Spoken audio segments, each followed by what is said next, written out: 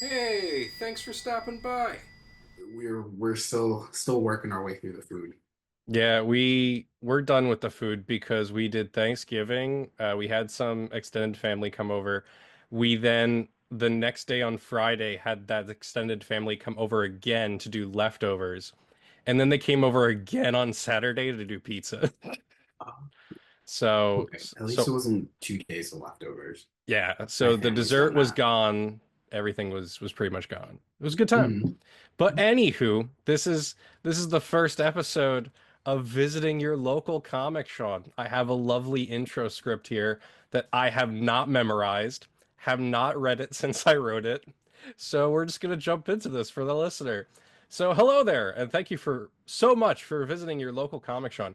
I'm Sean, and today Jared has stopped by to talk House and Powers of X. If this is your first time listening or watching, which it probably is because of episode number one, visiting your local comic shop is a podcast where we normally talk comics in a book club style format. The titles guests and I are reading can be found on my socials at local comic shop, well ahead of new episodes discussing them, and new episodes drop every Monday at midnight. For audio listeners, this podcast can be found on Spotify, Apple Podcasts, and SoundCloud. For those who prefer video, the podcast can also be found on YouTube. Please feel free to follow or subscribe on your platforms of choice. If you like the show and want to support it, I encourage you to subscribe to our Patreon. Subscribing gives you the opportunity to see behind the scenes content, learn how the podcast gets made, and or gain access to resources, both reading and digital creation. I make a lot of spreadsheets and stuff for keeping track of the books you're reading and collecting, so you might find those helpful on the Patreon. Thank you to all who subscribe to the show in any way, shape, or form. I truly appreciate it. And without further ado, let's get started and talk House and Powers of X. How was that for a first intro, Jared? Very good, very good. Much better than I would have done. Yeah, we did it. I would So, have I would have had a lot of stumbling over my words, but oh, I definitely stumbled over my words. That's why we have both water and cold tea because I made this like an hour ago. So we have my sorry I rolled my eyes out loud again, and it is definitely cold. Nice cup of green tea. But all right, we can check off the greeting. So now I'm asking you the question, how Jared, I know a little bit about you because we used to work together and I know you're a big X-Men fan. But why don't you tell me a little bit about how familiar you are with comics, the Marvel DC universes, and if you've read any comics before now. um okay. Weird to answer this question because I know you know all this information, but Well, I'll I just take a am sip of my cold tea and act surprised. I would say I'm pretty familiar with everything like Marvel and DC related and like other stuff like The Walking Dead. I I got a new Rick Grimes figure. oh I saw in the back. Which one is that? Uh, I don't know. It was on for Black Friday sale. Skybound had a thing, and I was like, that's a cool figure. I have to have it. It'll complement the bat well. It does. It does. Yeah. Anyway, back to you. Sorry, I interrupted. Oh. Um, but I would say I got into superheroes in general from probably from like the I would say it had to have been like the X-Men movies, just thinking about the timeline, because I remember like one of the earliest memories I have, we had like DVDs of like the X-Men movies, the Spider-Man movies, Blade, the Incredible Hulk, like very like early 2000s superhero movies. So I kind of got into it through that. And then there were a lot of cartoons and stuff when I was growing up. Like there was like Teen Titans and X-Men Evolution, which is like the OG Young Justice, in my opinion. That's Um, the one with Rogue dancing, right? I always see that same clip of yes, like them filming some early 2000s video. mm, it's very early 2000s, but good stuff, good stuff. And then like I watched like a lot of shows, and I didn't really have too many comics when I was growing up. Like my dad would bring me home stuff like from Midtown Comics, because he works in the city, so he'd be in the area. He'd grab me like a Teen Titans comic, but it was like the Teen Titans show. comics. It was like the Cartoon Network one. So that was most of my exposure. Um, I also somehow ended up reading a little bit of like Ultimate X-Men as a kid, which was I hear that book's interesting. going back and reading it. I was like, I'm glad I didn't like fully understand all of the words that were written on this because like it's pretty some messed up stuff Is that it Oh, thanks, Alexa. Thanks for chiming in. Is it Ultimate X-Men or Ultimate Avengers that the Quicksilver Scarlet Witch stuff is implied? that's I think that's it's the Avengers. Ultimates, yeah. Mhm. Yeah, yeah, yeah. Because I remember Yeah. Captain America's there. Yeah. In Ultimate X-Men, Jean is like a teenager and she bangs Wolverine. So that's it's more like that Actually, kind of that stuff. that Mhm. tracks because I've heard Ultimate Wolverine does questionable things when he shows up in Ultimate Spider-Man. So Mhm. good Yeah, times, good times. a lot of Um, questionable things. yeah. So you've been a bit of an X-Men fan for a long time, even Mhm. reading the interesting stories from when you were a kid. The interesting stories now that I'm older, I've gone back and like filled in a lot of things that I wish I'd read instead. Um, there's actually one X-Men comic that I had as a kid. It was it was one of like the issues from like the 1980s. It was like Storm and Wolverine are fighting Rogue in like the Pentagon. And when I was a kid, I didn't understand any of what was going on. But like now that I've like read everything before it and all the stuff after it, I'm like, it it all makes sense. It all makes sense. That was like very early days of the X-Men. I was like, I know the show. I don't know why they're fighting, but this I guess this is what the comic is. I don't know. So But now how I've filled in my education. so with your education, have you read like the Claremont stuff and the Grant Morrison stuff? I read the Claremont stuff. I got up to the 90s and then there's just been a lot that I haven't been able to keep track of. So I skipped to the Morrison stuff. I read I read the whoever wrote Astonishing X-Men, I don't remember. The guy who wrote Buffy, Joss Whedon. Yes. Um I read that and then I didn't really read that much of the other X-Men stuff because I didn't find it super interesting. But I did a lot of like background researching on like Wikipedia and stuff. Like when I was a kid with access to the internet, I was like, let me just look this stuff up if I don't have like comic books. So I got a lot of background education, and I was like, oh, okay. Some of it isn't necessarily stuff that I want to read. Like, but it's good to know that it happened. I Mhm. guess somebody was reading it. Yeah, this is going to be an interesting episode because we're going to have some guests on here that, maybe they're reading a comic for the first time and I'm the one that knows the background. But when it comes to X-Men in the comics, I'm out of the loop. I haven't really read a lot. I know like the Spark Notes versions of like what's happened in the timeline based on other things I've read. So, I know about Avengers versus X-Men. I've read House of M, so I know like the aftermath of that. It was funny, we're about to jump into House and Powers of X, but there's a page or actually, I think it's brought up more than once, where they talk about decimation when, Wanda says no more mutants. And I like how they phrase it as decimation by the mutant pretender Wanda. I'm like, damn, that's a Uh, little intense. I Um, mean, it's complicated, mhm, but she is not a mutant. mhm. I guess. So that's I that's guess. like most of my X-Men knowledge and like content I've consumed really has been the movies and now X-Men 97. I haven't watched like the original 90s show, but I've watched that one which was awesome. And it's because of that show that I understood what in House of X and Powers of X and Omega Sentinel was. I was like, "Ah, yes, the people who are Sentinels. Got it." Mhm. Yeah. Um so with that in mind, we'll jump into House of X and Powers of X.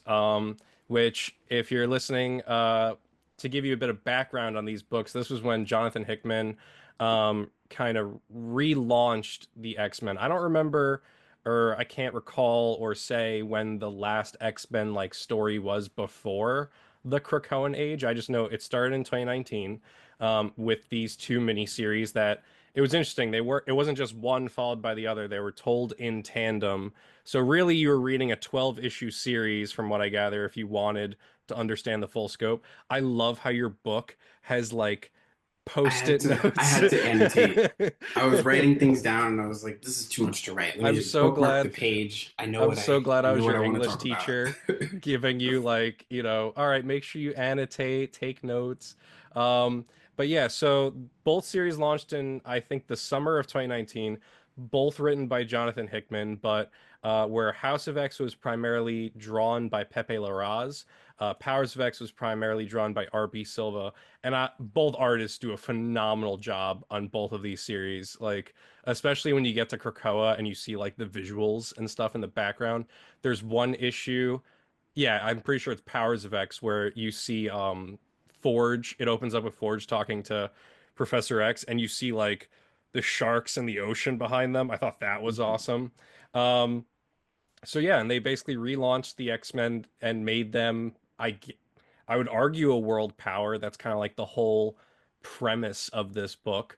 Because at least what I'd gather if I were to sum up this book, and then I'll invite you to give your 2 cents, Jared. But really, this is the X-Men saying enough is enough. We're tired of getting pushed around, so we're going to basically bring all of mutant kind under one umbrella, and we're gonna have our own nation state. They make special pharmaceuticals from these living islands that the three drugs, I believe, one can extend human life 5 years. I like how that's just an arbitrary, it extends your life 5 years. So like I guess you have to take it every day, or maybe when you're close to the end, you take it to get an extra 5 years.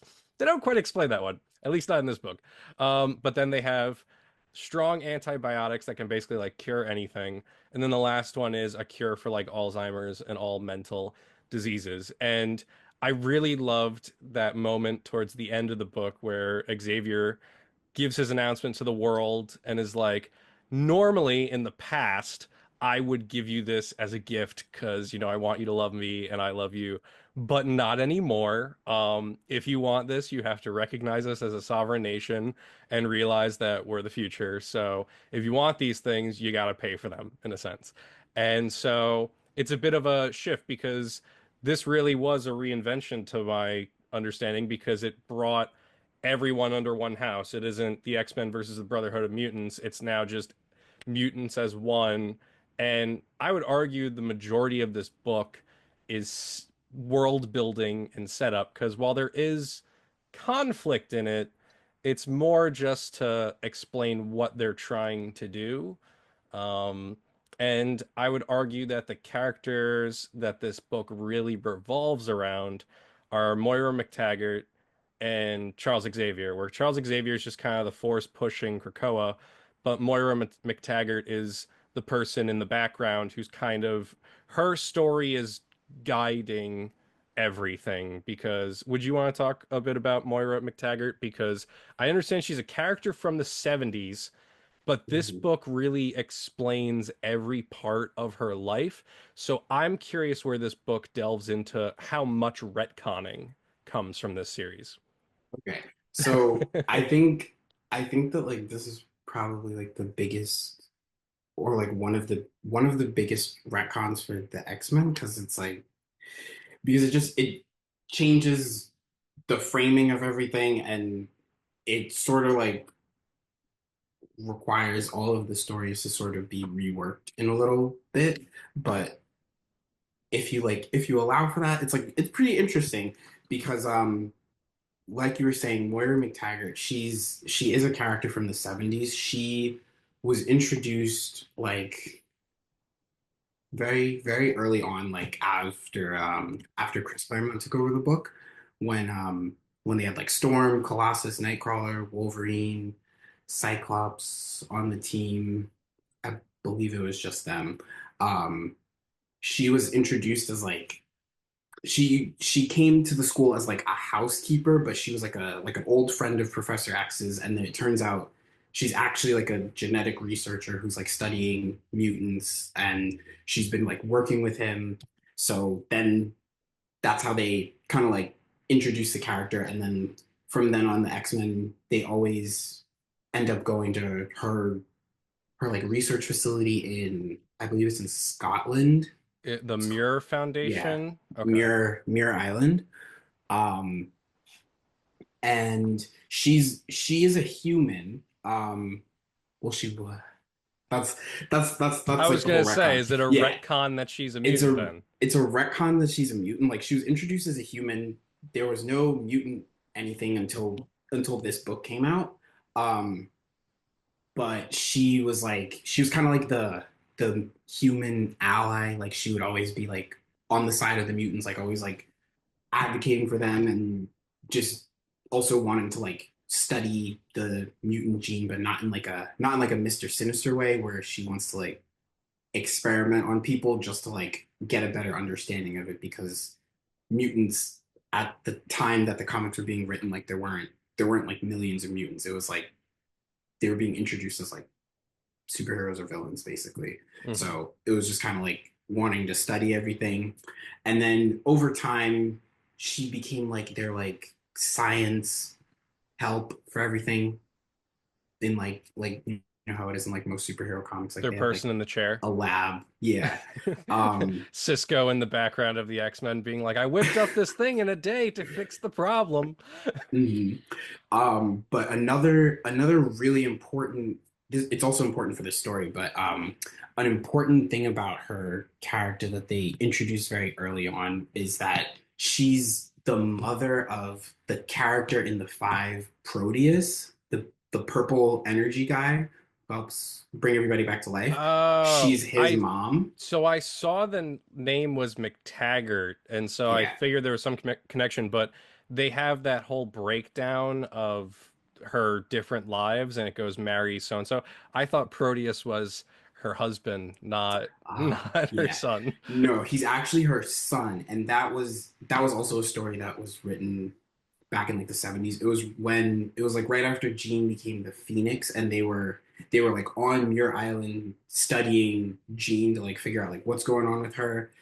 They like you eventually find out that there's like someone else being like kept in the facility, and they like escape, and it's like some really powerful mutant. It turns out to be Moira MacTaggert's son, and she had him like locked up because his powers, they're like very unstable. Like Yeah. it's reality The warping. Yes, and the it's book like some kind of mentioned that reality like the warping. more he uses them, the more he like burns up, if you will. Yeah. So he like body jumps between people in that story. He like body jumps. He ends up jumping into his dad, who is the ex-husband of Moira MacTaggert, and he like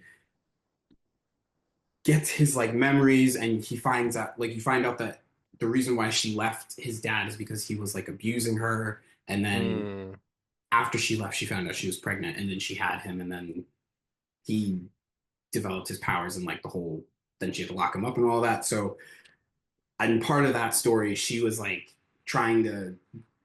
basically trying to like kill him because he was so powerful that like if he just like goes around doing whatever, like he can beat like all of the X-Men. Like what are we gonna do? Like Hmm. so her method of like resolving the issue is like, well, I guess like I gotta like kill my kid. Like I don't want to, but I have to. Like but that of course was like written way back in the day. So when it comes to the retcon of her being a mutant,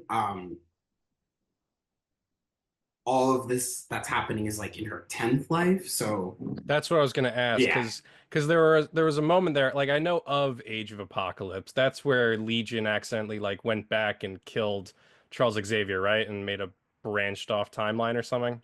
he went back.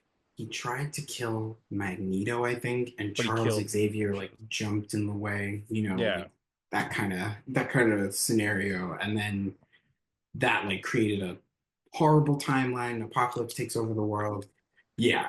Yeah, because So there was a moment in this where I thought one of her lives took place in the Age of Apocalypse.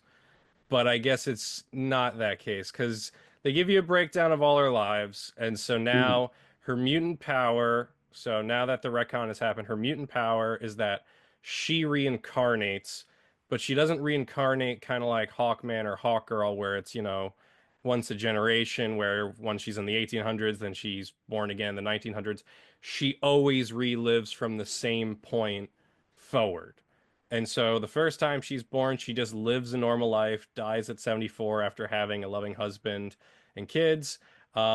But then she's born again and she discovers she can't.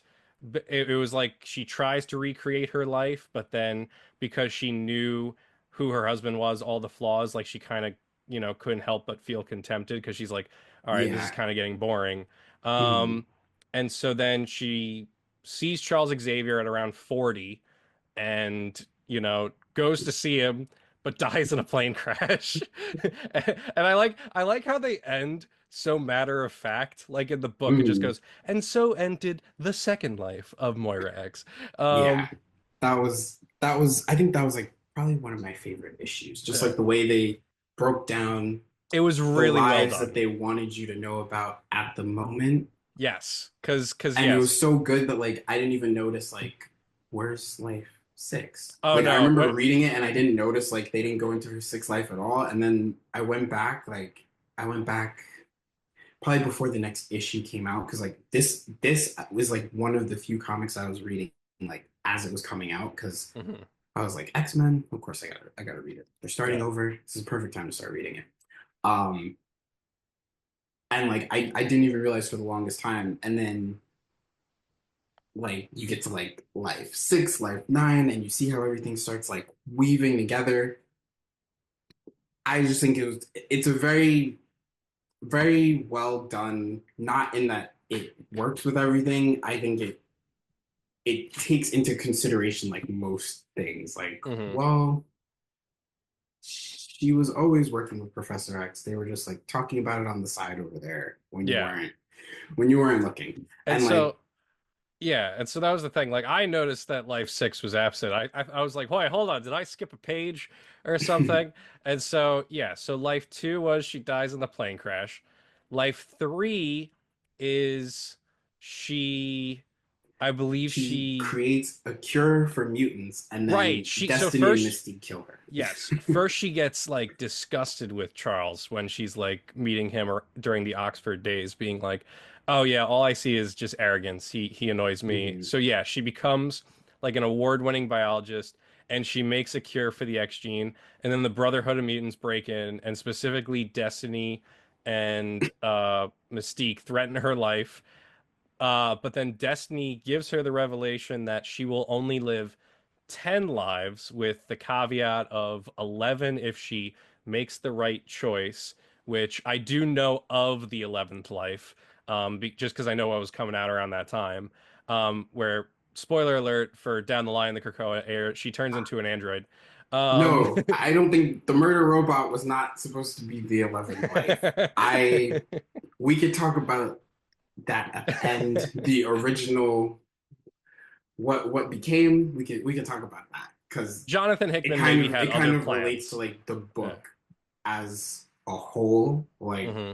Like I have a theory as to like where they were originally going, but that's Well, yeah, that's because end of convo material. yeah, because a key note of the Krakoan era is Jonathan Hickman left in 2021 with the book Inferno because I think he wanted to wrap the Krakoan age, but Marvel wanted to keep it going, and so he ended with Inferno.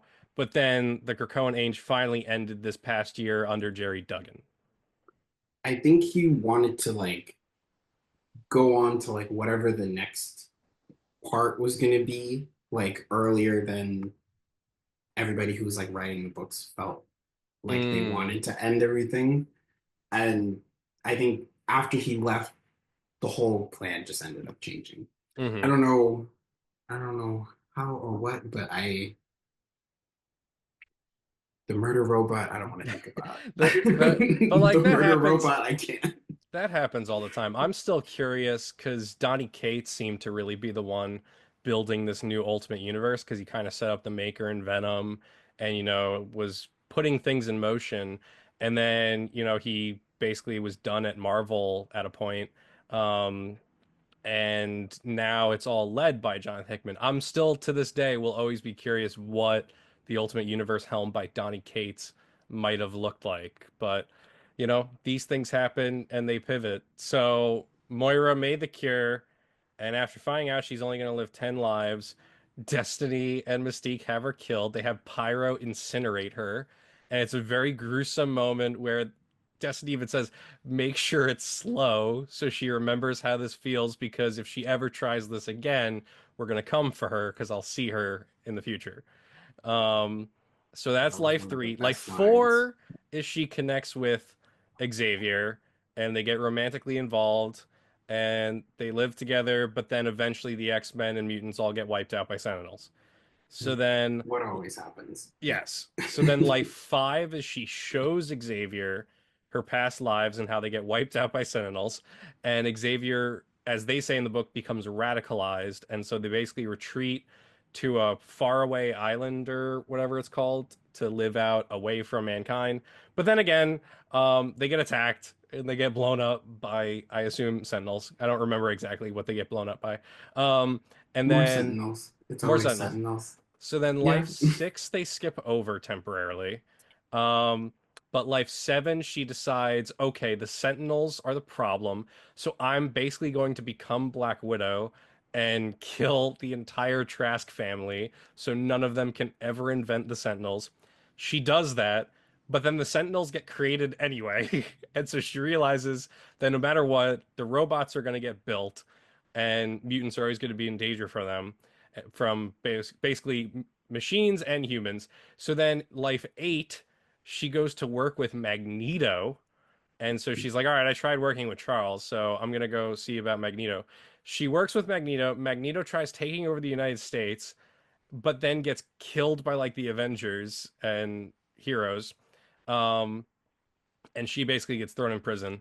Um, and then life nine is she teams up with Apocalypse, but then lives long enough to see a future where Nimrod is created, which I don't know much about Nimrod. I don't know if he's a character from before this, but from Yes. from what I gather, he's basically Ultron for the X-Men. He's just a machine that wants to wipe them all out. That's the vibe I get anyway. Um, and so she lives out her life with Apocalypse, fighting Nimrod, and basically hangs on until they can discover how Nimrod gets created. She gets that information, she dies again, but now she maintains the information from all of her past lives. So life 10 is the retcon, right? So now life 10 is implied to be her whole time in the main Marvel universe. Yes. And so now I thought it was really fascinating. I'm with you that it was House of X number two, I'm pretty sure, where it gives the breakdown of all of her lives. I thought that was Hmm. awesome the way it was done. But I also liked there was that conversation between Destiny, Mystique, and Moira where, Destiny says, and how would you're a scientist, how would you figure this out? And Moira's like, well, I would test the theory. And so it's her basically testing different scenarios each life knowing she's getting closer to the end. And I liked how it got to a point where she goes, okay, so I've tried working with Xavier alone. I've tried working with Magneto alone. Maybe the only way this works is if everybody's working together. And so that's where I guess this another retcon kicks in where she goes to Xavier, like year one of the X-Men, It's and like it's like the day that he figures out like, oh, I'm gonna like make a team. I'm gonna make the yeah, X-Men. Like it's when he comes up with the idea and she just sits him down and she's like, that's a load of bullshit. Like it doesn't work. It doesn't work. I've seen it happen like 9 times. It yeah. doesn't work. So so yeah, but she shows him this vision basically of like her past lives. And so then they start laying the groundwork at year one to basically build up to Krakoa. Like that's they start laying this groundwork. And so that means that in the background of all the X-Men conflicts that have been happening, they were working on Krakoa still. So even when Xavier and Magneto were fighting each other, they still were working on Krakoa a little bit. Although it's implied by her notes that they did stop for a bit. I'll Yeah. pass the mic over to you. So they let me look at the notes again because I don't know if it's clear whether or not they were working together and then they stopped and then they like went back and got him back in, or if like they didn't loop him in at first and just kind of like left him off to do his own thing, and then they were like, oh wait, maybe we should loop him in. I have to look at that again, but um it was, yeah, it was a whole lot of like retconning, and I guess people who know more about like the actual time periods and stuff than me could probably tell you like when these flashbacks are supposed to have happened. Yeah. Um, And that's where but I it, would get a little lost because, they make reference to like Avengers versus X-Men and like, because they have mm, that one page where they show like the classic 60s X-Men. They show what I believe was the Morrison X-Men. And then they show you like Avengers versus X-Men. So I'm like, okay, so hold on. Is that implying that like this was in a different life and now the X-Men have been rebooted a little bit thanks to Secret nope. Wars? Like I was a little out of the loop on it. Yeah, I think the way that it was written, it was very, very hard to figure out what was going on at first. And I think even after everything was out, it was a little confusing as to like, is this life that's supposed to be life 10, is this like before the real Marvel universe? Or like is this something that they did to change it and it's gonna go back to normal? Like Yeah. what's going on? Well, that's where Um those text pages really came in handy because they like provided context to what was going on. Like that's something I thought was really cool about the Krakoan era was they gave you like these file pages or journal pages that you were actually reading basically like the page of a book to figure out exactly what was going on. Don't get me wrong though, when I sat down to read this past weekend, because I mhm. didn't have time during the week before recording, I really, anytime I got to one of those pages, I'm like, oh my God, I just want to breeze through this. And now I have to read like 3 pages of context. Um, like I did not realize how long this series is, if you will, because House of X #1 is 64 pages. And then each issue that follows is between like 30 and 40 pages. Um, and so I went, oh no, this is going to be a lot of comic reading. I have to get through all this before recording. Um, but those context pages I always thought were really cool, and they really give you the insights of like to answer the questions that you'll have from reading the comic. Like, they explain. So just to give more of an overview of the book, then. So part of Krakoa. So Krakoa is a sentient island. Um, that I guess the island is a mutant itself or something. Um, right? Yes. Yeah. To put it simply, the island is a mutant. Yeah.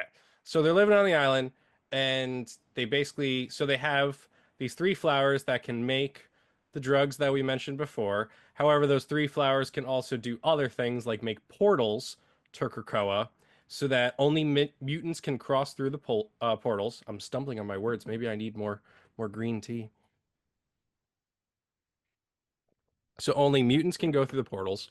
Um, and then they use that to build this nation, recognize us for our sovereignty. Anybody who's a mutant on Earth can claim Krakoan citizenship. That's something they say. And then the other big reveal of this book, which when you first open House of X, it is like such a what the heck moment where it's like something out of the Matrix where you have Charles looking over people just kind of emerging from pods. Mhm. And, they look like the Matrix. It looks like It's when they get out of those literally the capsules. Matrix, It's all the literally the goo and Matrix. everything. Yeah. Yeah. And so they get out of these pods and he's like, to me, my X-Men. And so it gets revealed. So to go into the story where I talk about, there's an antagonist that they're fighting because the mutants have now become, a world power. It's the age old for every action, there's an equal and opposite reaction. Orcus gets formed, right? Orcus. And Yeah. so Orcus is like an anti-mutant uh think tank, if you will, I'll call it, where they're comprised of X-Shield, Hydra, AIM, um, and like a few other. Oh, I think they said Hammer and what's the other one? Saber. Right? Strike or something. And so it Yeah. comprises like all of them, and they form an anti-mutant force that has a mother mold, which is basically a giant sentinel head that can make master molds, which are smaller giant sentinel heads, and both can make sentinels and different machines to attack mutants. However, the mother mold is the most dangerous because while the master molds can basically just print what they know, the mother mold is like artificial intelligence and can think of new variations. And so the big issue is knowing that a Nimrod is going to get created in the future thanks to Moira. They know that that mother mold will eventually lead to a Nimrod getting created, and so they want to stop the mother mold for that reason. So the big conflict in this book, aside from the world building of trying to get the Earth to recognize them as a sovereign nation, is them going to this mother mold space station by the sun to destroy it. This way, it prevents Nimrod being made in the future. So it's very Terminator with we have to stop Skynet from being born. Um, and so they go off to, fight the mother mold. And what happens, Jared? Oh, they they go off to fight the mother mold, and you think it's like a regular X-Men adventure. They hop in the jet, they like shoot off into space. They're like, "Yeah, we're gonna do it." Like, okay, whatever. They like picked us up on their scanners. We got it's Cyclops, Jean, Wolverine, Archangel, Nightcrawler, Mystique, and Husk and Monet, who are Monet's the one with the red claws, right? yeah, and Husk is Cannonball's younger sister. They're from Generation X. That's like the team that they put Jubilee on in the 90s. Like that was her like Hmm. teenage mutant team. So they're like roughly that age, Hmm. whatever that age is supposed to be. Um, and they end up docking. The Orcus guys, they run into to like the hangar bay. They're like, oh man, we didn't like anticipate whatever. Like they got so close so quick, and one of the security guys decides to just like blow himself up to like take out their plane and kill them. And from then on, the mission just goes completely horribly. Everybody dies. Like two, like Archangel and Husk, they die in the explosion. Um, Wolverine gets like his arm blown off. Like Nightcrawler has like internal bleeding. So Hmm. you're like, what is Mystique going gets on? blown Like, out in airlock. okay, I actually did bookmark. I bookmarked these pages because the way all of this stuff is drawn, I'm just like, wow, It's that's. so good. I'm like, she's really getting sucked into Let that me vacuum of space. let me find it on my iPad. But like something I really love. So like I take screenshots when I read just so like I love having splash pages and stuff. Mhm.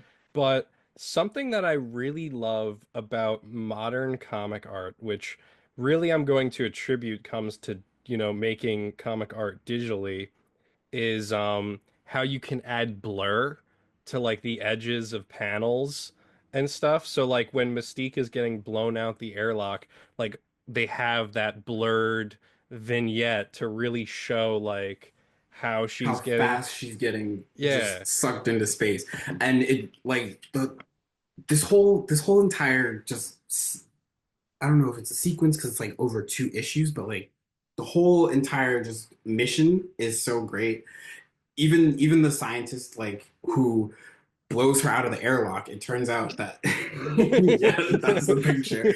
The scientist who blows her out of the airlock, it turns out the guy who blew himself up to stop the jet, that was her husband. So she's Yeah. like, So she's upset. Yeah. she's not taking any prisoners. She's Yeah, standing there she just like, shoots hey, I got Cyclops some in the bad head. news for you, and just boom.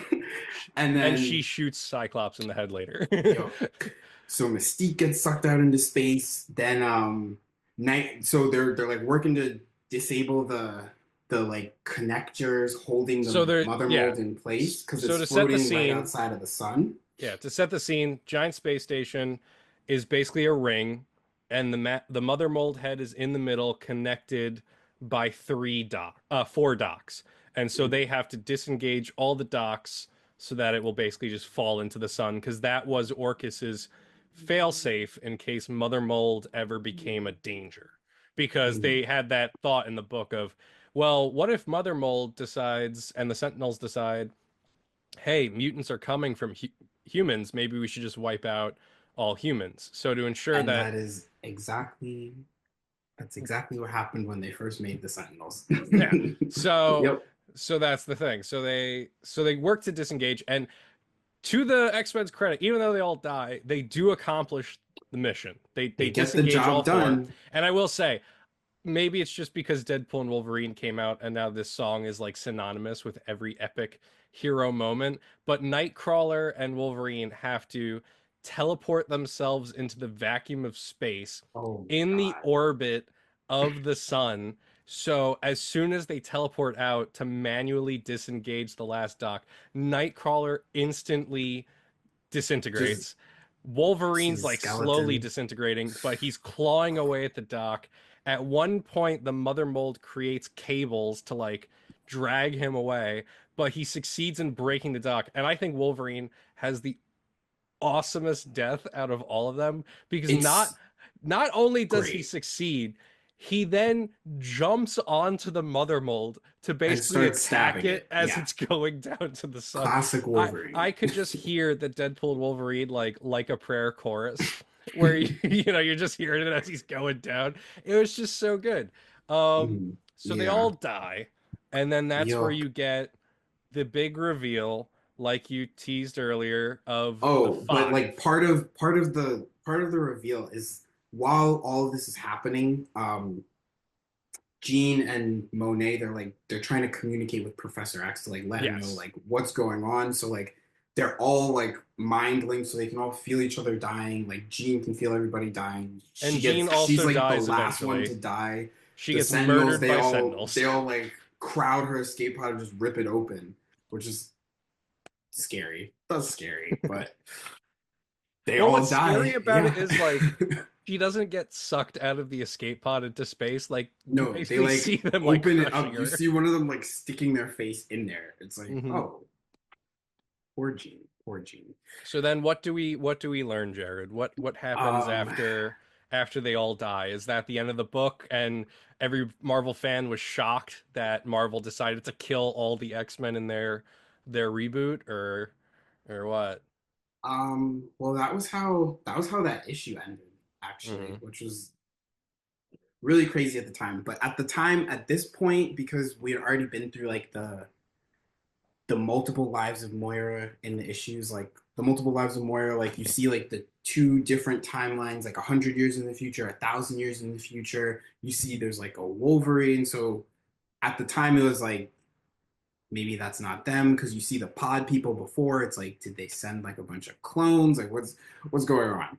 So then you find out that they ended up recruiting.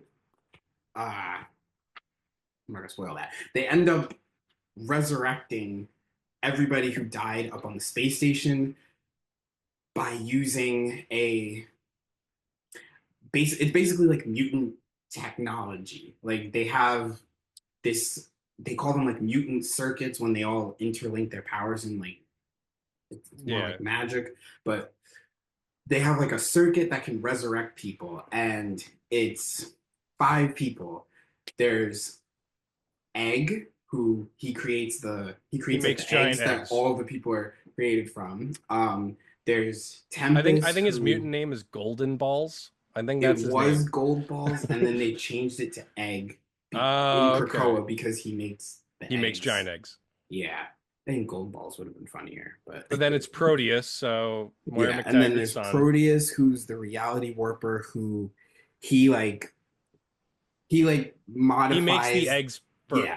he makes them like actual eggs that have the bodies Yeah. in them. They inject like mutant DNA, which they From Mr. Sinister. get from Mr. Sinister because he's doing his creepy thing where he's got this whole like library of everybody's DNA. Per Charles's request.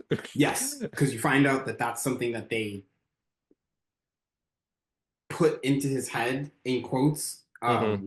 But he was always going to do that. They Yeah. just think that they have him like under their control and he's doing it for them and not just like for his own purposes, and he'll just share it whenever they need to resurrect somebody.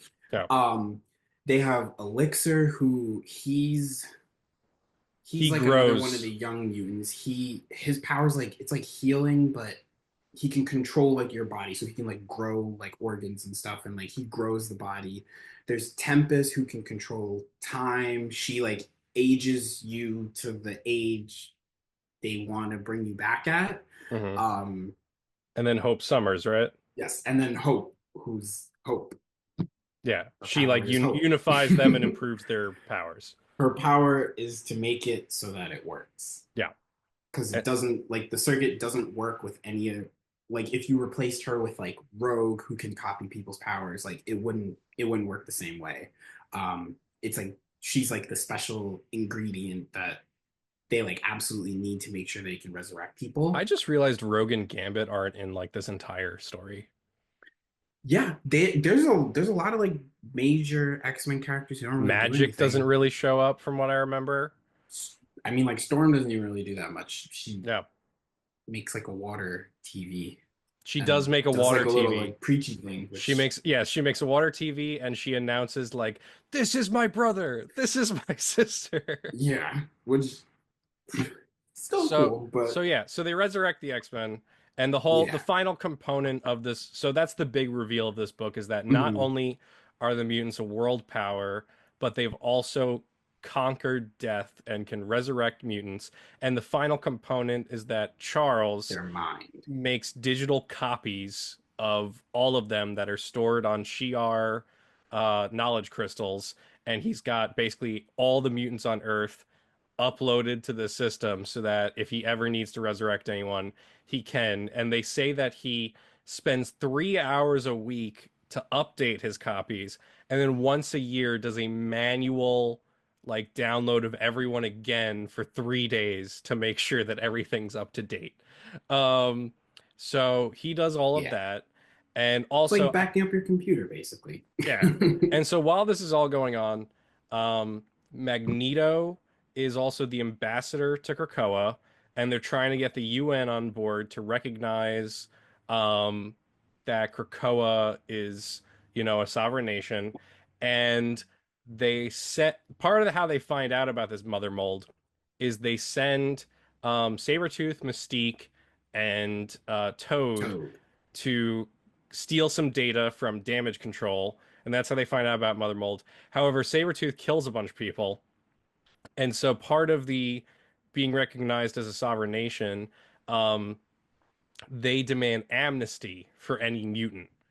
And so by doing so, that basically, there's a moment where the Fantastic Four show up to arrest Sabretooth and stop Mystique, but then Cyclops shows up and goes, "So I'm gonna need you to give me Sabretooth if you don't mind, because amnesty and all that." And Mr. Fantastic is like, he literally just murdered like a dozen people and others are in like critical condition, and you want us to just hand him over?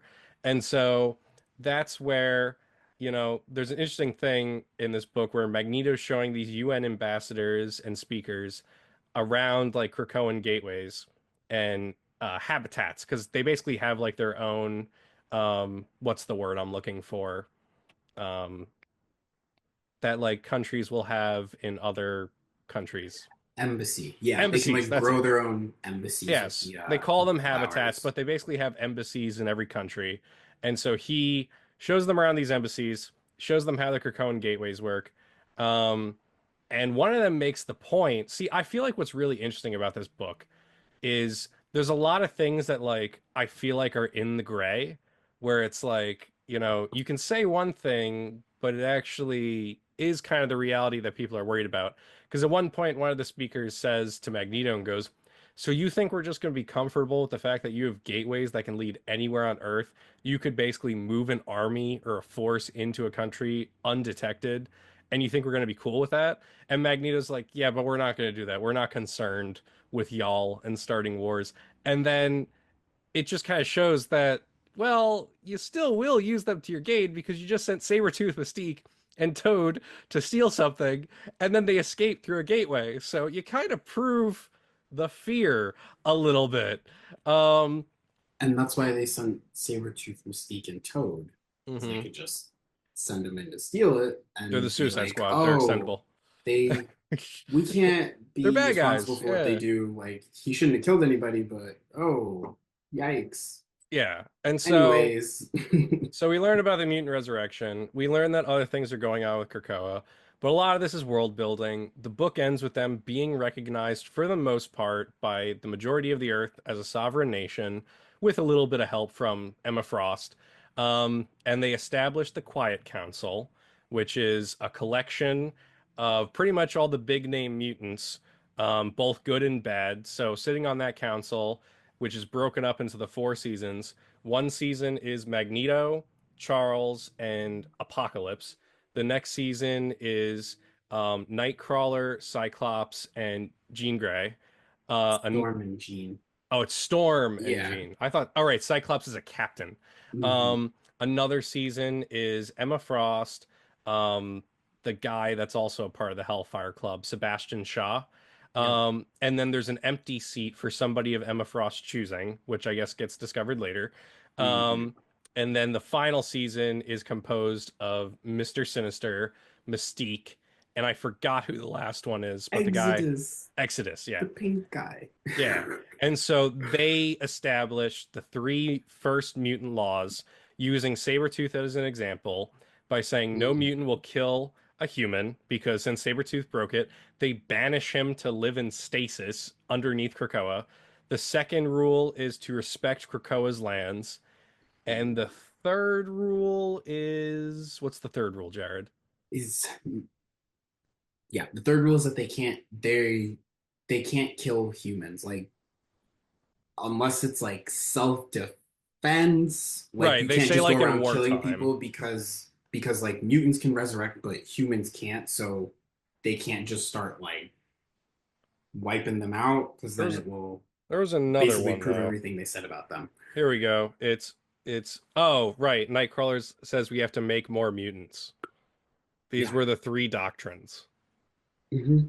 And so that's their long-term goal is they reference past calamities. So they reference the massacre at Genosha, so the genocide of Genosha where, like 16 million mutants were killed. They reference decimation with Wanda depowering mutants. And so their long-term goal with Krakoa is to populate Krakoa by bringing back all the mutants that got wiped out. That's their like long-term goal they imply in the book.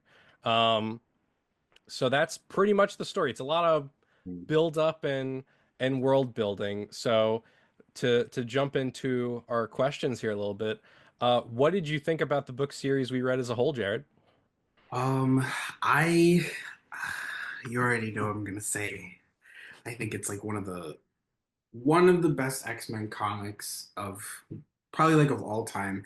I think just these two series alone, like not including like all of the Krakoa stuff that came after. Hmm. I'm using that like these two independently are like the best. Um It's a and I good think it's jumping set on up, point. yeah, it's a very good jumping on point, but I will say it's also going to be like a little confusing if you don't really like if you don't I really was know who confused. Nimrod is, you're gonna be like, why does it matter? Who the fuck is Nimrod? It's just I a big was confused at robot. points.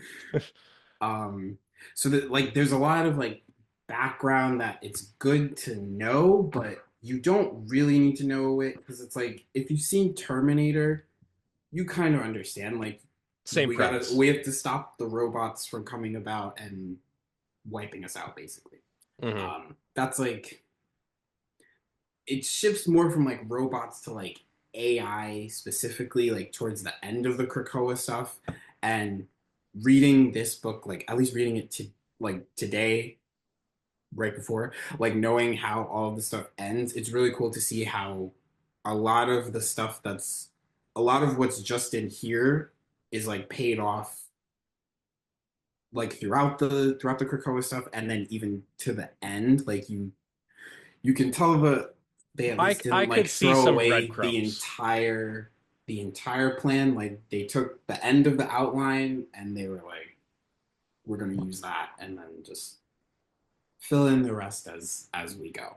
But I think if I had to like give it a rating, actually, I'll wait to rate it. I know that's one of your questions, but definitely like one of like my favorite series to read. Like I go back and I just read this one little trade like every couple months because it's just so it's very well put together. Like all of the data pages are really interesting. Like there's a lot. It's a lot of information too. So like you kind of do need to like go back and like revisit There or was so much to make read. notes or have like your I little thought it was a highlights. quick read. It was not. I was like, two miniseries. That's gonna be easy.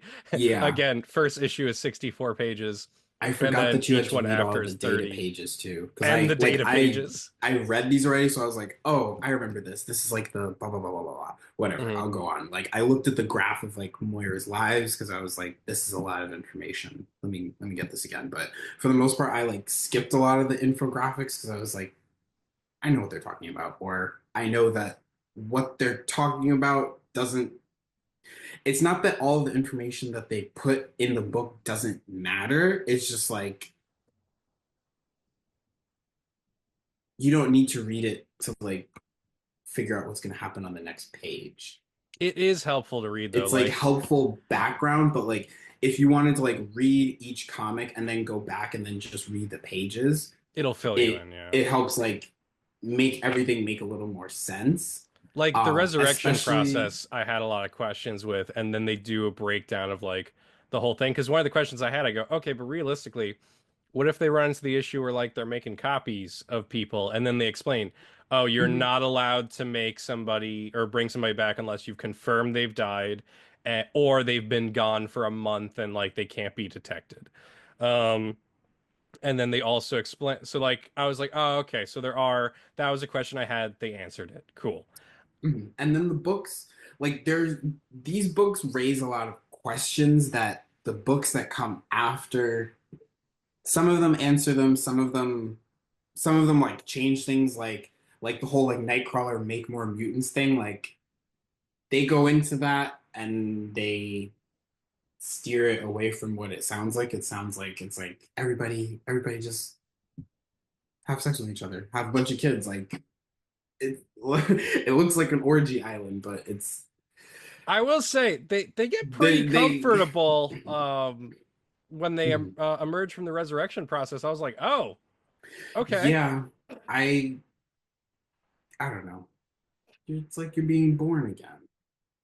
But Well, I think they're that also Monet had the establishing a new culture. They're they're more more open. open about that stuff. Yes, but I think Monet had the best.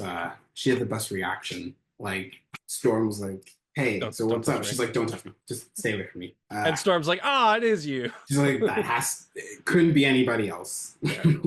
But I feel like if I was reborn from being killed and I was standing naked in front of a bunch of people, I'd be like, "Yeah, don't touch me. Yeah. Where's the bathroom? Well, I that got a and that was the other shower." thing that was funny with the resurrection process was like, you know, so overall, my thoughts of this series, I thought it was a really good read. I will say I liked the House of X side of it more than the Powers of X side of it, just because, the difference in structure. House of X was your straightforward story for the most part, Mm, while Powers of X was doing the thing where one point is like year one, year mm, 10, which is Krakoa, and then it jumps forward 100 years, and then it jumps forward 1,000 years. And the 100 year stuff in the future, I didn't really care for at first until I saw how it tied in with Moira. Um, mm. and then the 1,000 year stuff, I really didn't care for. Really? With the phalanx and everything, or whatever it was called, Okay, the but machine people, I didn't okay, really yeah, care. Um, fair enough. and then of course it does tie back in the end. I'm like, okay, now I Mm, understand why this was in here. But I was more invested in the modern day Krakoa stuff, so I wasn't as big into Powers of X. But it was neat. The art style was phenomenal. I thought RB Silva was awesome on Powers of X. mm, Um, I like seeing, how Charles Xavier was basically kind of going around talking to Forge and different people being like, so if I wanted to do this, Hypothetically, if I was gonna do this thing that's like totally yeah, impossible, like yeah. how would you do it? Like, do you How want the would you go job? about it? Yeah. Like perfect. Here's your contract. Like Hmm. let's go. I need it done. I need it done. Come Yeah. on. Like I like seeing the building of it all because like House of X is you're jumping into the world, but Powers of X did provide a lot of the context of like Mhm. what's going on, why things are happening the way they're happening. And Yeah. so what I really like though, I definitely lost my train of thought. What was I talking about before this? You said that you preferred like House of X to Powers. No, no, before that though, you made me think of something that there was a reason I explained this context because you were talking about the making of more mutants, the building a culture. Oof, it's I don't gone. remember either. It's gone. Um, Oh, I hmm. the mutant. I'm sorry if I like blew out anybody's speakers on that one. Um, but I remember the mutant resurrection process. One thing that was Oh, on my mind was so how did you test that? oh, Because they come up with the whole way to do it, and then I'm like, okay, so that means a mutant had to volunteer to be like, yeah, kill me and see if this brings me back. And my first thought is like, if anybody's gonna volunteer, it'd be Mr. Sinister, because you know he's making clones of himself and killing them left and right, just being like, yeah, hey, I'll do it. But then they do explain at the end in like Moira's journal notes that I guess they faked or they must have killed her off, and part of the retcon is that she's still alive. And that okay, was them yeah. testing the process. I pass the mic over to you. So returning to the Moira as a human thing, she was a human until she died in the comics, and in the comics she like worked with the X-Men, she helped them, she was just a human on their side. Until the 90s, she ended up getting the legacy virus, which was like the comic book version of like AIDS, I guess. It was like It's one of meant those to be like an unexplained comic AIDS kind viruses. of thing. Like Yeah, but what it was supposed to be a virus that only affected mutants, but like she was the first like human to get it. And I believe like that's where the like room for the retcon came from, because it's like no hmm. other human ever actually got the virus in the comics. So it's like, well, that's Okay. why she got it, because she was a mutant. And then the reincarnating stuff, like all I think all of that was where Jonathan Hickman like got the room to like slot that in, Hmm. you know? Um, but yeah, she was a human until she no, she didn't die from the legacy virus. She came up with the cure for the legacy virus, and then Mystique killed her because that's what Mystique does. Um, she just makes problems. um, and then she was dead. She was dead. I think she died in like the late 90s until 2019 So when she was they gone for a created the retcon. while in Yeah, continuity. like almost 30 years, Yeah, 20 years. about. Hmm. Yeah. So I think it's a very interesting retcon. I think it does you do have to be like, oh well, like as I was reading the Claremont stuff, and I was like, why did they introduce her as the housekeeper? Mm. Was she like a spy? Because she was a spy in one of her past lives. She was the Black Widow basically. So like Yeah. so you can go back and like read the old stories and be like, oh, what part of the Krakoa plan were they on at this time? Like, were they were they like already working on the Cerebro stuff? Like, were they trying to get like Magneto on board? Like, what's going on? So I think it's like a fun retcon. It lets you Like theorize, because like they're never gonna go back and be like, all of this, here's what was really going on, blah blah blah. So it's like it's nice, it gives you space to like think about it in a way that is a little different from how it might have been like presented when some of these comics were written like 50, 60, however many years ago. hmm. um but I like the retcon. I think that the murder robot is unfortunate. because I don't think that was I don't think that was the intention at all. At At least least that like comes much later on in Krakoa, where she turns into like a murder robot. I've read some of those issues. and she's like that shit crazy. Like Yes. she's just crazy. Hmm. Just just crazy. But um but yeah, I think we were what question were we discussing? We were discussing what I think of the book as a whole. Yeah, I really like the book. What did I especially like about it? I would say I think overall just like having gone back and like read a lot of the comics now and having reread this a couple times, like seeing the way that a lot of like like not a lot of like almost like everything from like the X-Men's history is like in some way like worked into this. Like they thread the needle with like a lot of stuff. Like they tie things together really well. Like the Nimrod stuff, like Nimrod is something from like the 80s comics. Like the Phalanx is from back in the 90s. So it's like just bringing back like all of the old That concepts and like explains why I didn't care for the mashing them Phalanx because together. I did not know what they were. I was just like, all right, you're Yeah. here. Um, but yeah, they also like changed the phalanx. So I don't remember what it was in the 90s about the phalanx, but it was more of like something that came from Earth. I haven't read that part of the comics yet, so I don't actually know, but I know it's like they weren't always like a space necessarily like a space thing that just absorbed knowledge, or they like there was like the phalanx and the technarchy, and I think they like combined that into like one concept. Right. Right, the Phalanx It's and a the lot. It's a Technarchy. lot. That's where it gets Yeah, tough for me I because like I know jumping into X-Men is like there's because like so much. I want to start talking about things, but I'm like he's gonna be like, "What are you talking about?" Yeah. But Nimrod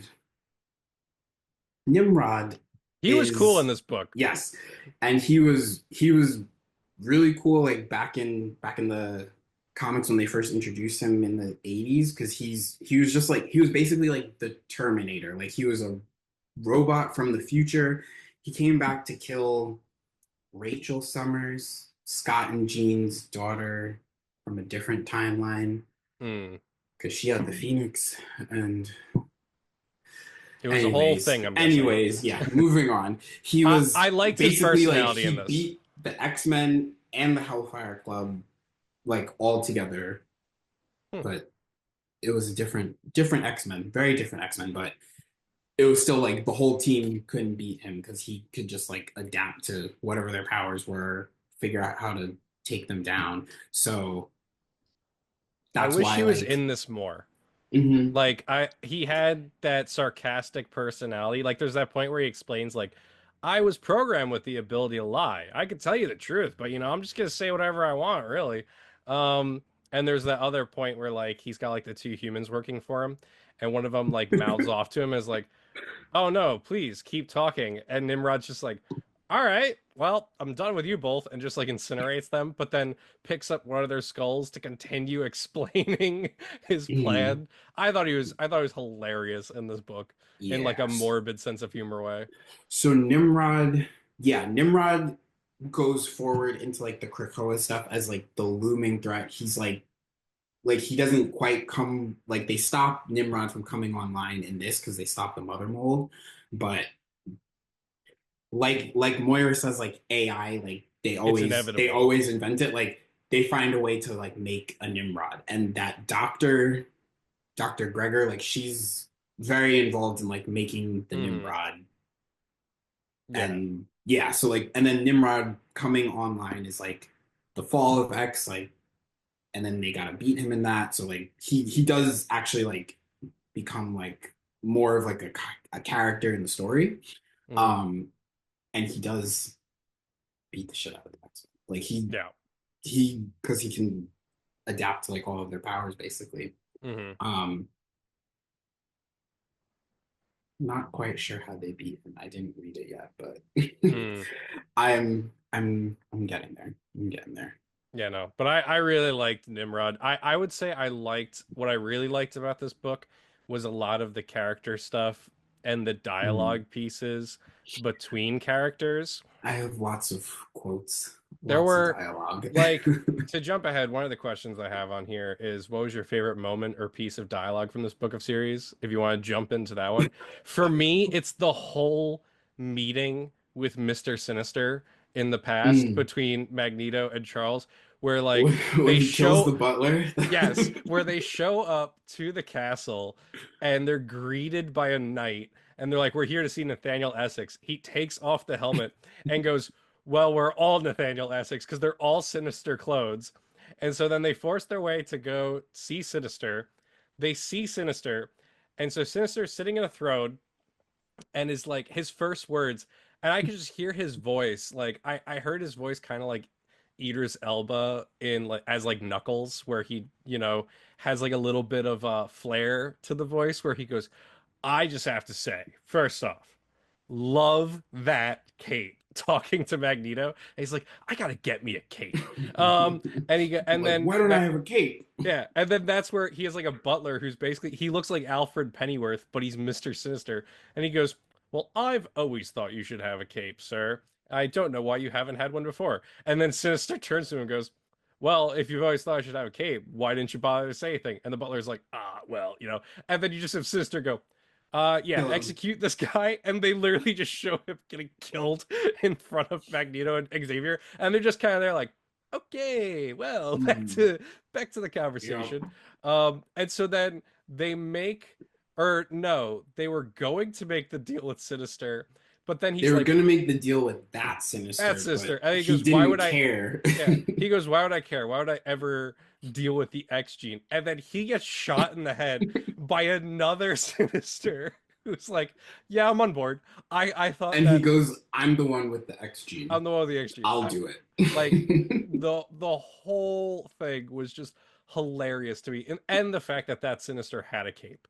It He was had my the Mr. yeah. Sinister cape. Yeah, it was awesome. I loved that whole scene. I think Sinister, whenever he showed up, which he wasn't in this book much, but when he does show up, like when they're doing the Quiet Council meeting, and Xavier's like, "Listen, I know maybe this isn't the best company to keep to make some standards and laws," and then you just have Sinister being like, I think he's talking about me. I think I'm the problem here, but I don't Mhm. care. I'm gonna have my voice be heard." Like I thought he was hilarious in this book. But like other pieces of dialogue, like I will say, there are moments in this book of like characters just being, for lack of a better term, just assholes. Like you have the one moment where Scott and the Fantastic Four are talking, and Scott and Mr. Fantastic are butting heads.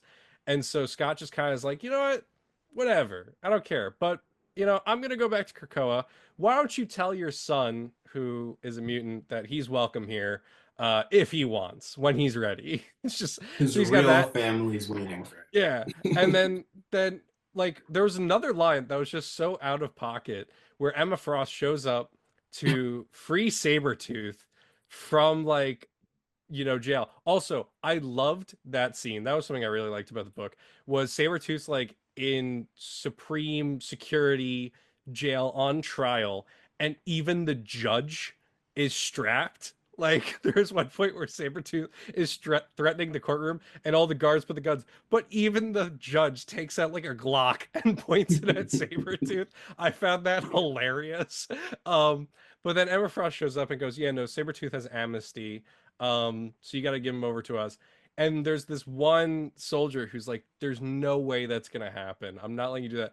And then Emma Frost, just unprompted, just goes, "Unless you want that gun to go where your ex-boyfriend left you."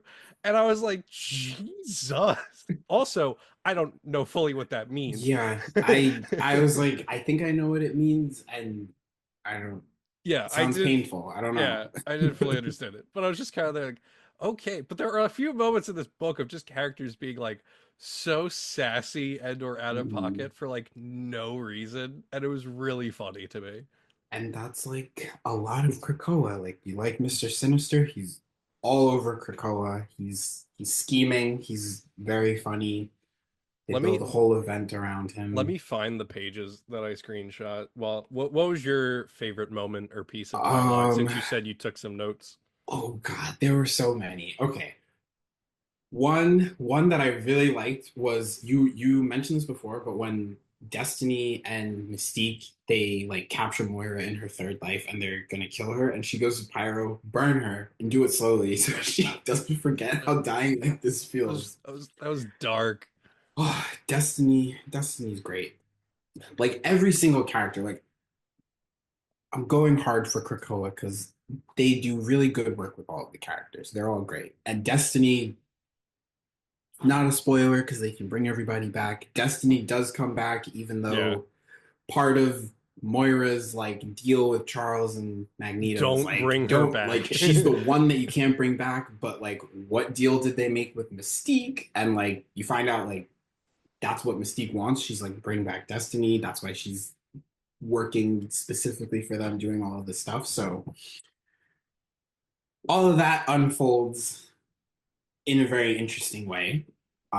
That all happens throughout like the beginning of the like in like the first era of the Krakoa stuff, like, and then Destiny is back for like everything after Hickman. Like Jonathan Hickman brings back Destiny. Um, When did because you know they obviously say like Destiny is dead at this point. That's part of Mystique's. When did she okay, die and Destiny how? died. Okay, so Destiny. Do you know who Destiny is? I know she's Mystique's partner Okay, so Destiny, yeah, she's Mystique's and she can wife, see ahead and into the future. yeah, and she can see into the future, and she's Rogue's other adopted mom because Mystique and Destiny are Rogue's moms, and Oh, I that did was like not a know that. thing in the comics back in Uh, the 70s. Like they both were her moms, but they yeah. didn't say that they were together because it was the Uh 70s. and I know But they do a retcon later in Krakoa where they're both the parents of Nightcrawler. yeah, I Yeah. haven't I I didn't read it, but I was like, okay, I read the summary. I guess Nightcrawler and Rogue are brother and sister for real now. Okay, Hmm. cool. I mean Rogue, as far as we know now, is still not their kid, but like biologically, but future retcons could be a thing. Hmm. Um, but yeah, so Destiny and Mystique. Destiny is one of Rogue's like moms. She died. She was in the Brotherhood like back when Mystique was doing stuff with the Brotherhood in like the early Claremont X-Men stuff. And They Pyro were was there big, too, I yeah, with imagine. Pyro and Avalanche and Blob, but not Toad. They were big in the Days of Future Past storyline, which Hmm. I think Destiny like hunting Moira down and killing her is kind of like a reference to that because the whole reason they go after Senator Kelly in Days of Future Past is because Destiny sees that if he gets elected, um, he's gonna like push through a bunch of stuff to like help get Sentinels made, and then the Sentinels are gonna have like their AI kind of go out of control, and then eventually the Sentinels are going to take over the world. Mutants are going to be in like concentration camps, and humans are going to be wiped out. So that type of stuff. So they're basically trying to kill Senator Kelly to prevent that from happening, even though you could imagine that like a bunch of mutants killing like a presidential candidate on TV would probably have the same effect. So like that's why the X-Men are trying to stop them, and like Kitty travels back in time into the body of her younger self and Yeah. helps the X-Men stop them. And that is all I'm going to say on the logistics of the story because it's more confusing than it sounds. The movie But was so good. yeah, yeah, the movie was really good. But Destiny, she's from all the way back then. And then she died. I think she died in like the early 90s. She died when Chris Claremont was still writing the books because her and Mystique eventually they literally made like a suicide squad. Like they started working for the US government with Pyro, Avalanche, Blob, and like some other like random villains. And they were the suicide squad. It was like whatever the government needs us to do, we're gonna do it. Were they And called the Thunderbolts or no, they were called Freedom Force, and they okay. were basically like the Thunderbolts before the Thunderbolts were a Hmm. thing. And so they were like on a mission. They were actually it gets really confusing with the X-Men, but they were at Muir Island. They were protecting Moira MacTaggert from the Reavers, I believe, who they were in Logan, the cyborg guys in Logan. Okay. Um, they were trying to kill Moira for reasons, and So while Boyd all Holbrook was in the story. yeah, so while I don't like the random like no name villains who are in Freedom Force, they get murdered by the by the Reavers, um, but like Mystique, Pyro, Blob, and all of them, they're fine. But Destiny ends up getting killed by Legion, who he's Professor X's son Yeah. because Legion is at Muir Island at the time and he's going crazy because the Shadow King is doing things to his mind. So Hmm. I think it's more like the Shadow King kind of like controls Legion into killing Destiny because Destiny can like see the future, so she kind of knows the Shadow King is like planning stuff. Mm. So to like get her out of the way, she dies, and then so she's like dead from like more like the 90s to Inferno, basically. Like she Hmm. she gets resurrected in Inferno by circumstances that Mystique gets her wish. Like she does some like shady stuff. She doesn't quite fulfill her end of the deal, but like Magneto and Professor X also aren't holding up their end of the deal, like because they like keep asking more and more of her. So she eventually is just like, screw it, I'm gonna get her back myself, and she does, and then Destiny becomes a problem. Um, yes, Destiny, but yeah, Destiny. Another line that I liked was, hmm, oh, when they bring back everybody from the Orcus mission, and like Storm is doing like the how do I know you're you thing, like the moment between like her and Cyclops, like that was really nice. Like, how do I know it's you? He was like, once I thought I was like strong, like a leader of mutants, and then you showed me what strong was. Because that's like a reference to when Storm takes over the X-Men after he leaves, but she's like, I learned it by watching you, and it's because that's like literally what happened. So Cyclops and Storm are both the best leader of the X-Men. Hmm. That's why they both lead teams. Um, I thought that was really nice. All of the resurrection stuff was nice. Like Jean, she dies, gets cloned all the time. She's like, I'm the only me that ever Well, was. Like, that gave me a chuckle because I'm like, ah, yeah, I know about Madeline Pryor. So when she's like, mhm. I'm the only me, and they even put in quotes, I was like, yeah, all right. Yep. Ugh, all of the Jean variants. Yeah, and then even Monet. Monet doesn't like being touched. I was like, yeah, yeah, makes So sense. one thing I'll ask you about then, because you would probably know it better than me. There was one of the context pages that confused me. Like I kind of got what it was, but I also didn't. Mhm.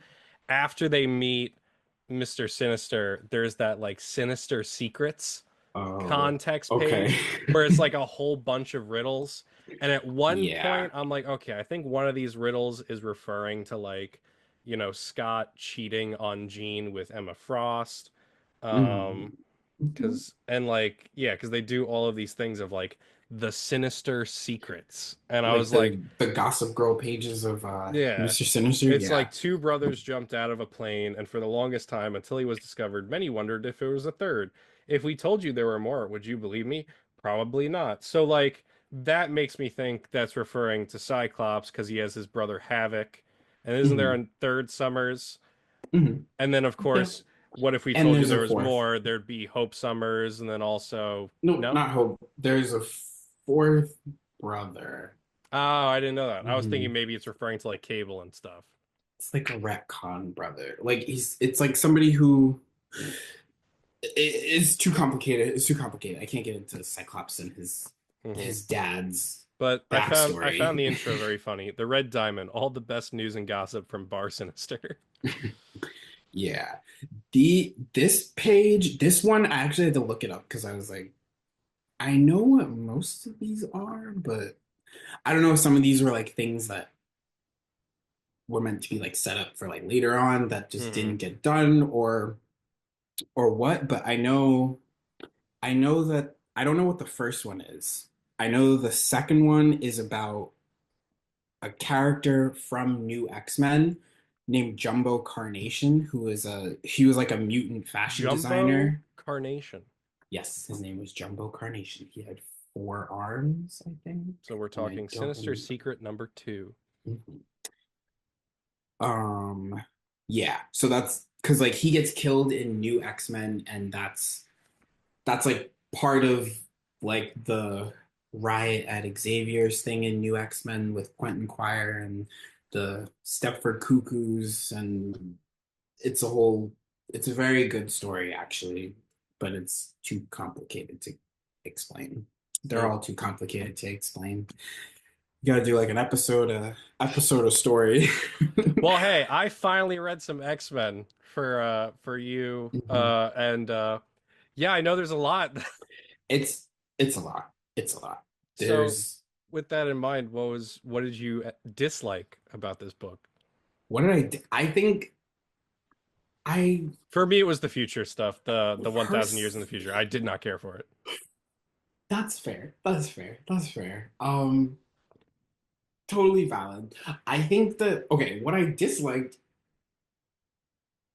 I think I dislike for maybe someone who wouldn't necessarily understand that like they're referencing something and they're not just like making up like a big pink robot. They're making up a thing. Like if you're not familiar with the X-Men, like I could see this being like really like I could see even like the House of X stuff like not even being that interesting, being like, what is going on? I think you have to be like game to commit to what they're doing. So like if you are, cool. But if you're not, then you're not really gonna like any of it because it's like it's a very high concept idea. It's like a lot of timelines to keep track of, like who's evil in this timeline. I could see it being confusing, and I think that's part of why I like it. Like I like complicated mystery things like this because there's a lot of mystery, like what's going on the island. Is it like a weird, creepy sex cult? Is he controlling their minds? Like, what's going on? Like, that was why I was interested in reading because I was like, and it's also like, is this even Professor X or like, is somebody like controlling him? Like, what's going on? So I think if you want to be like enamored in like the mysteries of everything, you can. But if you don't find any of that interesting, then it could be a real slog, especially with like the pages of like book text that you have to read, which I like reading books, but I know like a lot of people who read comic books like wouldn't necessarily expect like this in Well, that's the thing. something I that they're reading. expected to Like, breeze through these issues, and then I was like, mhm, oh, I have to read 3 pages of a book right now. mhm. And then even after you read this, it's like it would help if you went back and read like some new X-Men, probably. Well, Some yeah. new X-Men, I think most of the Claremont stuff would help. It just sucks because that's like Pretty much 15 anything would help. books. It's like 15 years of books, but like if you read that, you got like a good foundation for everything because Hmm. you at least know who like 85% of the characters are, and then everyone else was introduced like after he left, pretty much. Like the only like new characters are Dr. Gregor and like the Orcus people. Yeah, which I thought that Yeah, organization was cool. Like the idea that it's kind of an amalgam of, because you know, everybody people hates from mutants. other places. Yeah. Yeah, I thought that was interesting. And I mean, they they again, go what'd you say? they go in I don't think they go far enough in the Orcus stuff. Like they put it off until the end basically to like have Orcus be like the really like big threat, but like they're set up in a really cool way here. They're well, it's kind of a spoiler, but like they're basically like working on a way to like bring like people back, like through some kind of mechanism. I don't know exactly what it is, but like the way like the mutants bring people back, because eventually because like they kill like Cyclops and Wolverine, but now they're gonna show up again somewhere. So even Hmm. like there's lots of yeah, there's a lot of room with Orcus. But it Well, was really cool to have like everybody just kind of be like, well, we don't really like mutants. Like, you see what they're doing over and there? I don't like that. and again, Let's like get into like a little like powwow. Let's get into a breakout room and figure out yeah. what we can do about this mutant. But that's where I get into the there's like Interesting. moments of this book where it's like you want to be rooting for the mutants, but on the other hand, I'm like, yeah, but I could see why that would freak people out because like you have Magneto taunting the ambassadors saying you have new gods now and it's us mutants.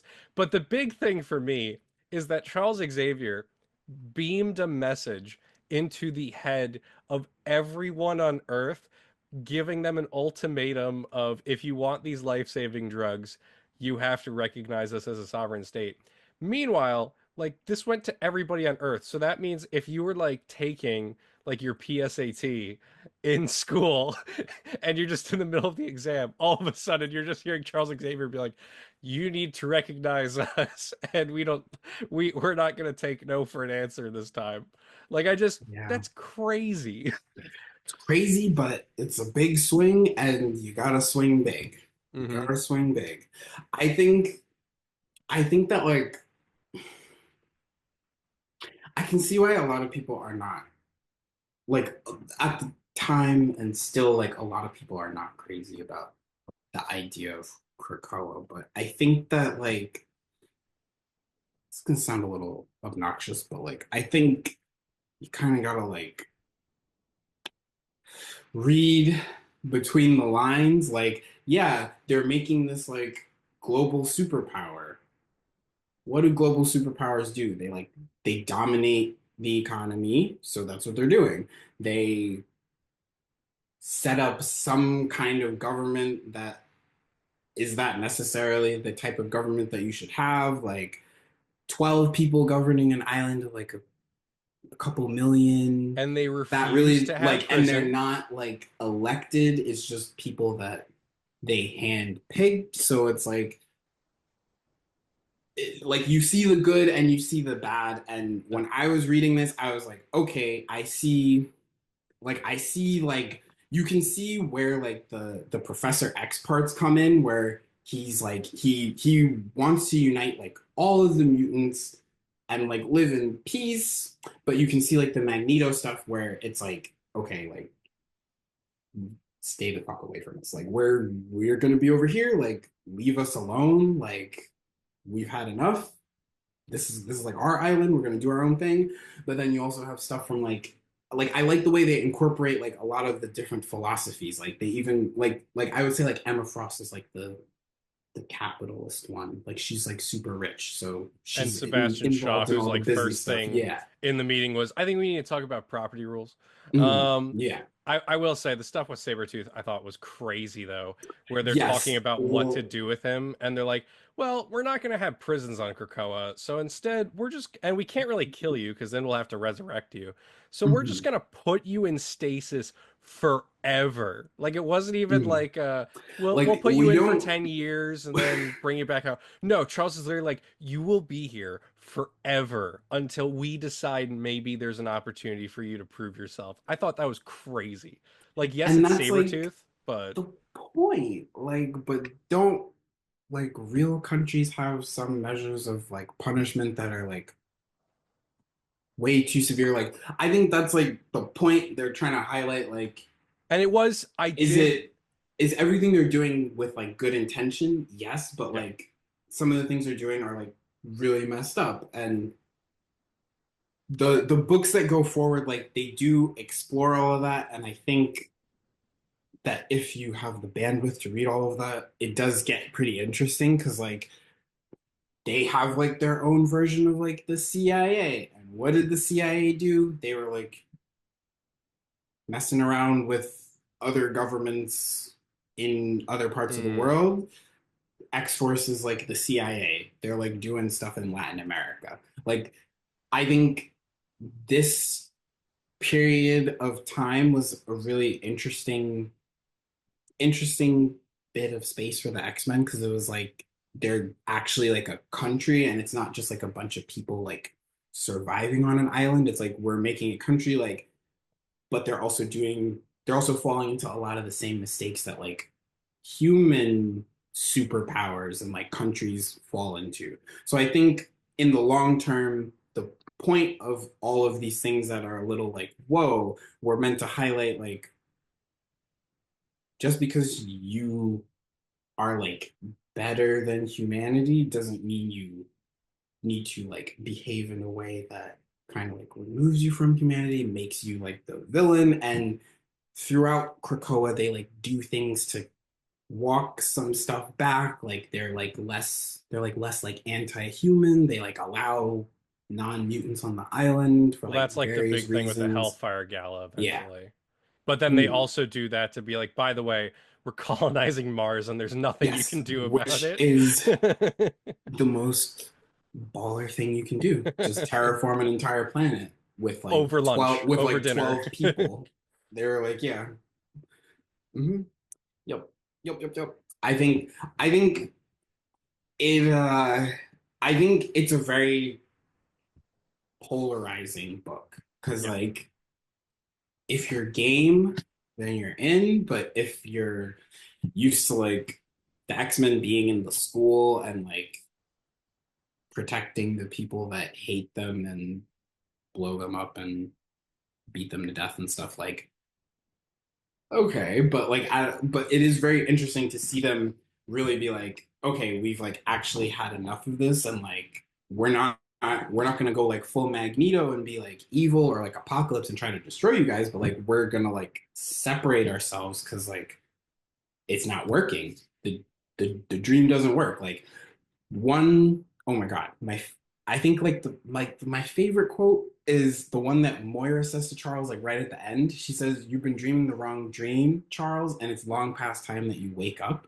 Because Mm, like Charles's methods are like kind of antiquated. Like it's like it's very like old school like civil rights movement hmm.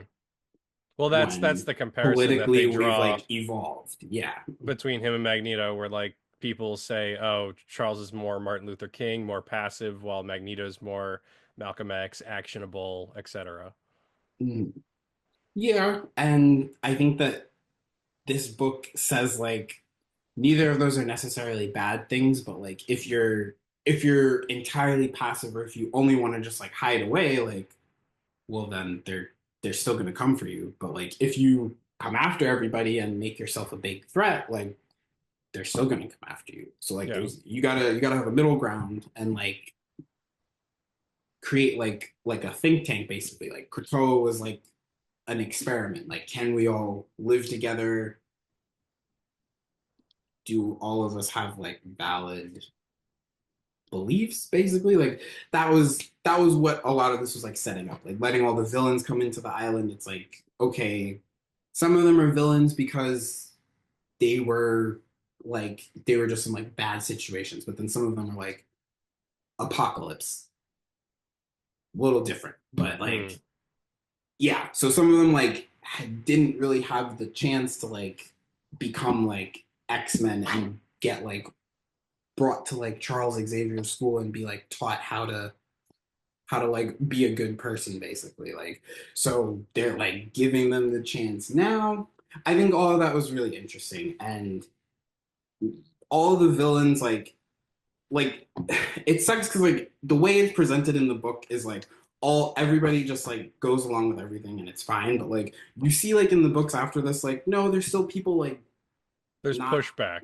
yeah like there are Yeah. people working against Krakoa's interests like even in the council like you have like Mr. Sinister, Sebastian Shaw, Mystique, like they're all scheming, like it's not all like kumbaya like we won. There's still a lot of like conflict to come, Hmm. and And you could tell by reading it that like, wow, when all of this falls, it's gonna be really, really crazy. So then, the two last questions here. Who wound up being your favorite character, and what would you rate this book out of 10? For me, it was Mr. Sinister. Even though he wasn't in it much, whenever he was in it, I thought he was a scene stealer. And I'd say I'd give this series, between House and Powers of X, I'd give it like a solid 8 or 9 out of 10. I did not care for the future stuff. Future It was stuff a is it was a amazing. lot of world building and setup, which I liked, but it also was like, okay, this is to get to the Oh, next thing. one thing going back to what I disliked. I think it was a shame that like a lot of this stuff doesn't ever really get revisited. Like the other lives of Moira, like they don't really revisit it. Like you don't ever find out like what happened to Rasputin. Like they get sucked into a black hole. There's all Oh, this they talk don't about follow like up on that? there's a Rasputin that shows up in Yeah, because I the thought she comics, shows up but later. she's from the Sins of Sinister, which is a different timeline. Exactly, Which because I know that book does the same yeah, deal of 10 years in the future, 100 years, 1,000. mhm, yeah. So I think that was a little frustrating, but I think that was more of like a whatever the original plan was got changed, and they didn't get to see it through how it was originally intended. But looking back, I'm like, what does all this what does all this have to do with it? Like, Mm. why should I care that they got sucked into a black hole? Like, It was a cool page. it was cool. I very dope, very dope. But And Wolverine doesn't kill Moira once in between these 12 issues. He kills her twice. mhm, those are 3 times. Yeah. Yup, yup. So what would you favorite Um, character and what would you rate it out of 10? favorite character. This is hard. This is hard because like none of my favorite characters were really like in the book, or they didn't really like do anything. And like you said, like Rogue and Gambit weren't in the book at all. I like Rogue and Gambit. But who's my favorite character from this book? Is probably I would say it's probably Moira, or I actually Moira and Destiny and Cyclops. Mm. Mhm. Yeah, I can't pick Moira, Destiny, and Cyclops. Cyclops just because the like all of the Mother Mold mission stuff, like he was dedicated. He was ready to just die. Like they didn't know if they were actually going to be able to be resurrected, or and when they resurrect, like they don't have like their most recent memory, so he like doesn't even know like did we Yeah, do it? Like his first thing is did we win? Did we get yeah. it done? And like the moment where like Professor X and Magneto, they're are you are you like comfortable doing this? Like it could be like a one-way trip. He's like, do you need it done? Like then I'm gonna do it. Like Hmm. great Cyclops. Um, even even honestly, even getting his face blown off, like that was it's great Cyclops. I'm not gonna be able Um, to make it to you. Like whatever he says to oh, Jean. so sad. And then his skull explodes in her brain too. So, um, but Destiny, just because of the Life 3 stuff, just because I was really, it was like scary because they never really did anything with Destiny. She was just an old lady, like, Hmm. but she can see, she can see everything. Like, you can't get anything past her. Um, and then Moira pre-murder robot, I guess. I thought was really interesting, and I didn't necessarily trust her. Um, and I think her plan, I don't know what her plan was originally, but I don't know if it was what it ended up being. And I'm gonna Well, and pretend. there's things that clearly appear manipulative where she's like obviously she doesn't want Destiny brought back, but she Mhm, also says like we're not allowed to have like future seers on mhm, Krakoa. like any of them. And it's like, okay, is that because you want to hide what you're up to, or is this just like a rule for whatever the plan has to be? Um, So that was a Mhm. thought I had. Yeah. And eventually, when Destiny comes back, you do see why it's good to have somebody who can see the future because, Mm, like, that's helpful. It was more like, I'm afraid she's gonna kill me again. yeah. that that they didn't bring her back, or she was gonna tell everybody like Moira MacTaggert's a mutant. She's Mhm. still alive. Like this whole island is her idea. Like, what are we gonna do about that? Mm, um, and then yeah, those are all my favorite characters from the book. And then if I had to rate it out of a 10, I will be realistic and say I'd say like an 8.5. An 8.5 just because with the benefit of hindsight, my enjoyment of things has changed. So I'm like, oh, I know this might not have gone anywhere, or I know this didn't get carried through the way it did. I know some things are just like not that interesting. Like I didn't really care about the blue people. I was like, are they X-Men? the future Where's stuff. I did not like care. I cared because I was trying to figure out what was going on because I was like, there's charts, there's I Nimrod was was a like, this is a little phalanx. Nimrod was a What little are they guy doing? from Like, like what's was it Destiny? um, The other Bungie game. You know the game with those little floating guys that join you?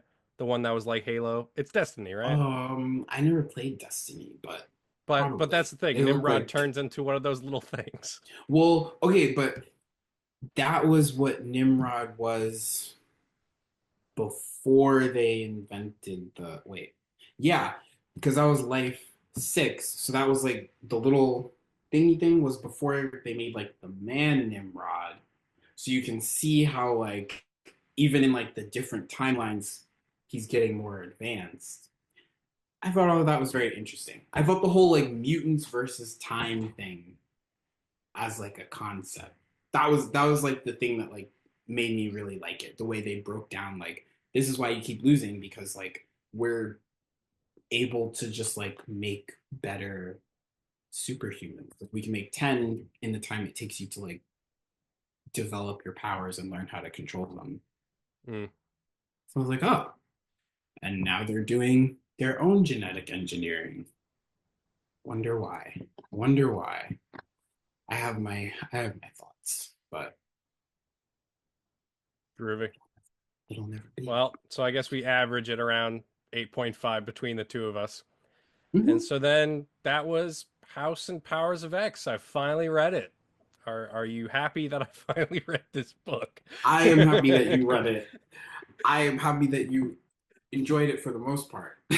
I thought it was a solid read, and I did like all the world building. I did not care for the future stuff. Everything else, the artwork, Pepe Mm, Larraz, RB Silva, amazing. The dialogue, awesome. Jonathan Hickman was great. Um, yeah, I thought it was just a solid introduction or reintroduction to the X-Men. mhm.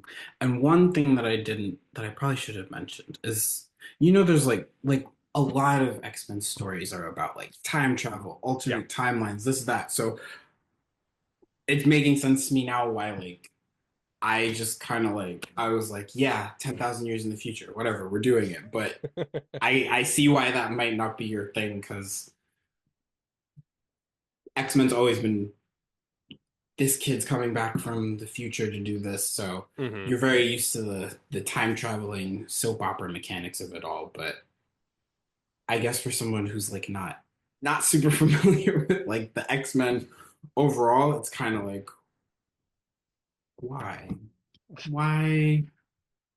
And I respect that. I respect that. I sometimes as I read it, I'm like, I'm gonna just skip through this because I don't really need to read it because I know what life it is and I know why they're doing all of this. So it's not it's not always that important.